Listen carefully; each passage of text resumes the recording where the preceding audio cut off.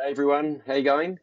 Hey, welcome back. This week I'm sharing with you my week in the life of a fractional sales leader, which includes what I've been up to during my working days, as well as some of my daily exercise routines, just to give that work-life balance. Following on from my previous note where I discussed with the importance of sales process at length, this week I'd like to actually focus on the why and having a robust sales process, because having a sales process, great. But why? Why are these important to run these sorts of sales processes? And that's come from some client engagements during the week, as well as feedback from you guys. So thank you.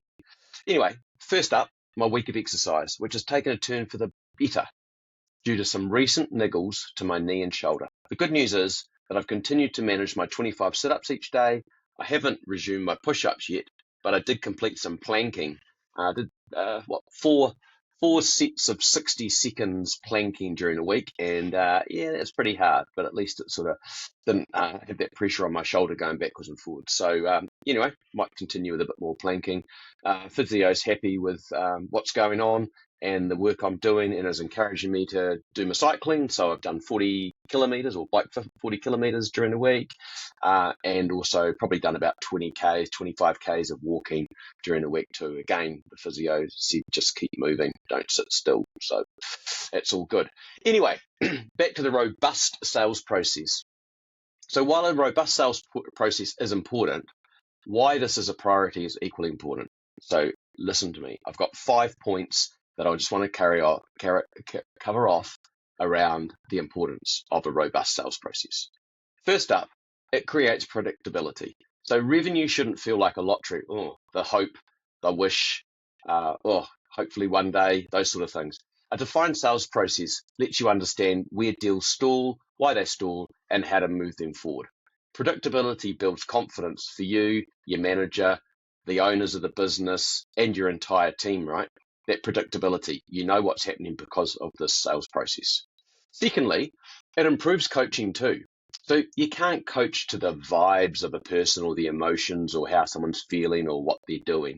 You need to coach to sales stages. You need to coach on qualification. You need to coach on next steps. How are we going to move it from one step to another, from qualification to discovery demo, from discovery demo to proposal, for example. So without that process, every one-on-one conversation becomes a storytelling, time-consuming period instead of a performance improvement opportunity. The third point is protecting margin. When a sales rep skips a discovery or rushes through that qualification, they're missing a whole lot of things. And really what they're left with is just becoming, discount. I'll just give them a discount. I'm sure the customer will latch onto the discount. Well, no, they won't, because if you discovered well, qualified well, then you'd actually have a whole lot of what I call ammunition, artifacts, which actually can be played back to the client in terms of what pain or problems they need defined and how you can help them. So that disciplined sales process provides value, or increases that value clarity, which protects that price conversation. Fourth point, it shortens that sales cycle. Ironically, structure creates speed. When entry and exit criteria are clear within each sales process, which process of the sale, deals don't drift around or float, go forward, go backwards. They progress with intent. Remember that one? And the fifth and final one is it creates culture. It scales culture.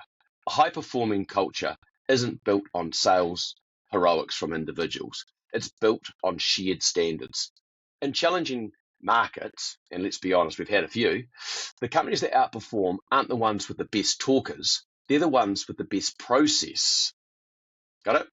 So if you're leading a team right now, ask yourself, can every rep articulate the stages in the sales process clearly? Do we have exit criteria for each sales stage?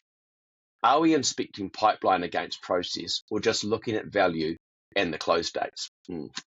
So sales is a game of execution. Execution requires structure, and structure is your competitive advantage.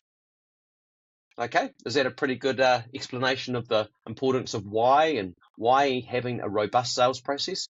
I hope you can share that with your colleagues, your teams, and even apply it to yourself. Anyway, so I'll be back next week with some more stories from my week in the life of a fractional sales leader. Just to summarize, exercise stats for this week.